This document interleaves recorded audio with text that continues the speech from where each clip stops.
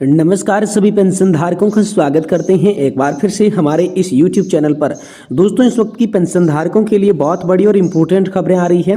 कर्मचारी भविष्य निधि संगठन की ओर से बड़ा अपडेट आया है कि 7,500 रुपये अब मिलेगी मिनिमम पेंशन। जी दोस्तों, ताज़ा अपडेट है कर्मचारी भविष्य निधि संगठन से नियमों से जुड़ा, जिसमें 7,500 रुपये की न्यूनतम पेंशन को लेकर बड़ी अपडेट आई है। तो क्या आखिरकार ईपीएफओ ने किस तरीके से फैसला लिया है और किस तरीके से 7,500 रुपये की पेंशन का जो फायदा आप सभी को देखने मिल सकता है, इसके बारे में बात करेंगे। साथ ही हम ये भी बात करेंगे ईपीएफओ के एक और नए नियम के बारे में, जिसमें कि कम सेवा अवधि के लिए न्यूनतम लाभ जो है वो 50,000 रुपए तक आप सभी को देखने को मिलेगा। तो कौन से मामलों के अंदर आपको 50,000 रुपए तक का लाभ देखने को मिलेगा, ऐसा आखिरकार ईपीएफओ का कौन सा नियम है, किस तरीके का लाभ आपको देखने को मिलेगा, इसके बारे में भी आज इस वीडियो के अंदर बात करेंगे। साथ ही हम बताएंगे प्राइवेट कर्मचारियों के लिए एक और खुशखबरी आ रही है कि ईपीएफओ ने जो है मासिक पेंशन बढ़ाने का ऐलान आप सभी के लिए कर दिया है। अब आप सभी के लिए कौन कौन से ऐसे बदलाव होंगे जिससे कि आपकी मासिक पेंशन जो है बढ़कर मिलेगी, इसके बारे में बात करेंगे। साथ ही हम डीए और 18 महीने के एरियर की भी चर्चा इस वीडियो के अंदर करेंगे। इसलिए हम सभी केंद्रीय कर्मचारी, राज्य कर्मचारी और ईपीएस 95 के जितने भी पेंशन धारक हैं, उन सभी के लिए ये वीडियो बहुत ज़्यादा खास होने वाला है। तो इस वीडियो को आप लास्ट तक, एंड तक जरूर देखिएगा और चैनल पर नए है तो हमारे चैनल को भी सब्सक्राइब कर दें। तो चलिए बिना किसी देरी के सारी खबरों को एक के बाद एक विस्तार से आज की इस वीडियो के अंदर जानते हैं। सबसे पहली और बड़ी खबर की हम बात करेंगे तो कर्मचारी भविष्य निधि संगठन की ओर से एक बड़ा अपडेट आया है कि 7,500 रुपए अब आपको क्या मिनिमम पेंशन जो है वो मिल सकती है। इसको लेकर क्या ताजा अपडेट आया है, तो निजी क्षेत्र के कर्मचारियों के लिए भविष्य निधि संगठन के तहत न्यूनतम पेंशन बढ़ाने की जो मांग है वो लंबे समय से की जा रही है। बजट 2025 से पहले ईपीएस 95 सेवानिवृत्त कर्मचारियों के एक प्रतिनिधिमंडल ने वित्त मंत्री निर्मला सीतारमण से मुलाकात कर न्यूनतम पेंशन 7,500 रुपये प्रतिमाह करने, महंगाई भत्ता जोड़ने की मांग को एक बार फिर से दोहराया था। तो दोस्तों, इसी बीच आज कर्मचारी भविष्य निधि संगठन की एक अहम बैठक होने वाली है, जिसमें डिपॉजिट इंटरेस्ट रेट में कटौती पर फैसला लिया जा सकता है। यदि ऐसा होता है तो प्राइवेट सेक्टर में काम करने वाले करोड़ों कर्मचारियों को बड़ा झटका लग सकता है। सितंबर 2014 में केंद्र सरकार ने ईपीएस 95 पेंशन योजना के तहत न्यूनतम पेंशन 1,000 रुपये प्रति माह की यहाँ पर जो है तय कर दी थी। तो कर्मचारी भविष्य निधि संगठन से जो सदस्य थे, उनकी कुछ प्रमुख मांगे भी सामने आई थी, जिसमें न्यूनतम पेंशन की वृद्धि पहली मांग थी कि 7,500 रुपये न्यूनतम पेंशन की जाए। महंगाई भत्ता यानी कि डीए जोड़ने की अपील भी उनके द्वारा की गई थी। सेवानिवृत्त कर्मचारी और उनके जीवन साथी के लिए मुफ्त में चिकित्सा सुविधा भी हो और उच्च पेंशन का लाभ के लिए आवेदन प्रक्रिया में और भी ज्यादा सुधार किए जाएं। ये 4 सूत्रीय जो मांगे थी वो लगातार कर्मचारी भविष्य निधि संगठन से, जो भी यहाँ पर जो है ईपीएफओ के मेंबर्स हैं, ईपीएफओ के मेंबर्स से हो रही थी, ईपीएफओ से हो रही थी, जो ईपीएस पेंशन धारक थे, जो सदस्य थे, वो मांग कर रहे थे। तो क्या वाकई में आपकी न्यूनतम पेंशन जो है वो बढ़ेगी, इसको लेकर बात करें तो ईपीएस 95 राष्ट्रीय आंदोलन समिति के अनुसार वित्त मंत्री ने प्रतिनिधिमंडल को सकारात्मक आश्वासन दिया है कि उनकी मांगों पर विचार किया जाएगा। पिछले 7-8 वर्षों से पेंशनर्स अपनी पेंशन में बढ़ोतरी की लगातार मांग कर रहे थे। अब सभी की नजरें कर्मचारी भविष्य निधि संगठन की बैठक पर टिकी हुई है कि सरकार अब इस बैठक के अंदर आप सभी के लिए कोई बड़ा फैसला ले सकती है, जिससे कर्मचारियों को काफी जो है उम्मीद नजर आ रही है।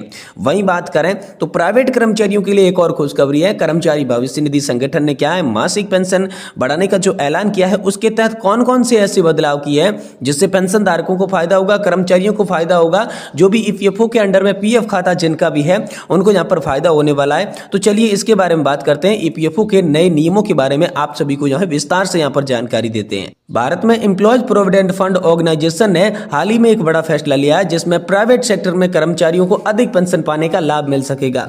यह बदलाव जो है ईपीएस 95 के तहत किया गया है। इस फैसले का जो मुख्य उद्देश्य है वो कर्मचारियों की आर्थिक जो सुरक्षा है उसको मजबूत करना है और महंगाई की जो दबाव पड़ रहा है उनको कम करने का है। तो इस वीडियो के अंदर विस्तार से जानेंगे, जिसमें ईपीएस 95 योजना में जो वर्तमान वेतन है, वो वेतन सीमा जो 15,000 की रखी गई है, उसमें नया प्रस्ताव ऐड किया जाएगा और 21,000 रुपए की वेतन सीमा की जाएगी।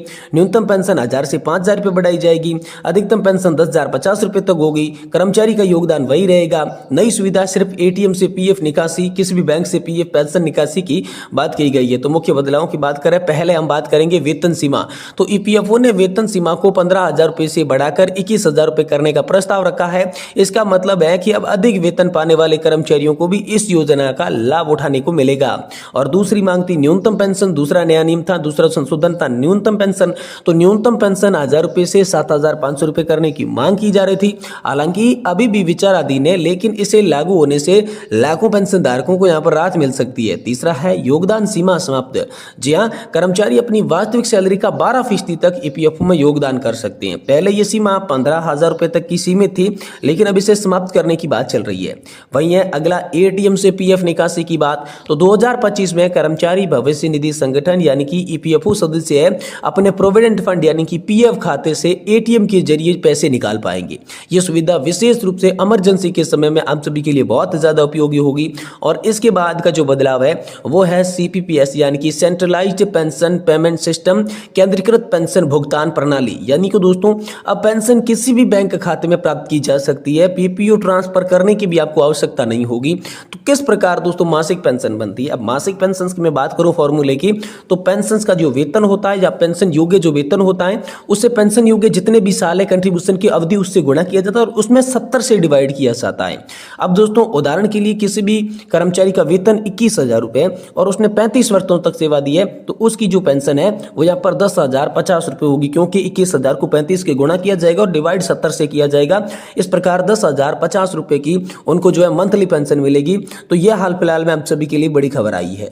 वहीं दोस्तों कर्मचारी भविष्य निधि संगठन के नए नियम के तहत अब कम सेवा अवधि के लिए भी न्यूनतम लाभ 50,000 रुपए रखा जा चुका है। तो बेहद बड़ी खबर है।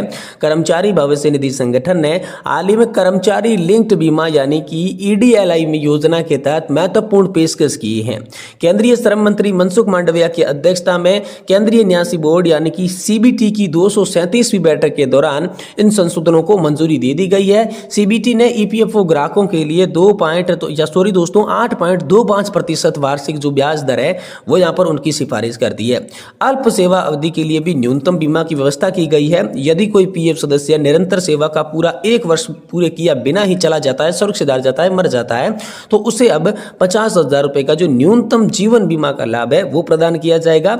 और इस संशोधन से सालाना 5,000 से अधिक सेवा काल मृत्यु मामलों के लिए लाभ में यहां पर जो है वृद्धि की उम्मीद लगातार की जा रही है। अब गैर योगदान अवधि वाले मरने के सदस्यों की पात्रता की बात करें तो पहले ऐसे मामलों में ईडीएलआई लाभ से इनकार कर दिया जाता था। जहां योगदान में अंतराल के बाद सदस्य की मृत्यु हो जाती थी तो उसे सेवा से बाहर मृत्यु मानते थे।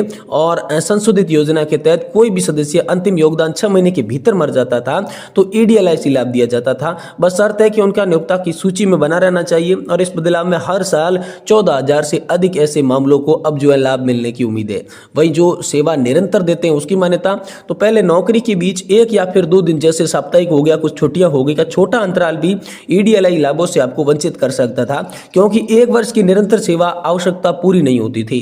नए संशोधनों के अनुसार अब 2 रोजगार अवधियों के बीच 2 महीने तक के अंतराल को निरंतर सेवा माना जाएगा, जिसमें 2.5 लाख रुपए से लेकर 7 लाख रुपए तक का ईडीएलआई से लाभ दोस्तों हम सभी को जो है वो पात्रता की सुनिश्चित की गई है। इन सुधारों से सालाना 1000 से भी अधिक सेवा काल मृत्यु मामलों में यहाँ पर जो है मदद मिलने वाली है। तो और भी कुछ प्रमुख बदलाव ईपीएफओ ने किए हैं, जिसमें उच्च वेतन पर पेंशन यानी कि ईपीएफओ उच्च पेंशन पात्रता सुप्रीम कोर्ट के फैसले के बाद 72% आवेदनों का निपटारा कर दिया गया है।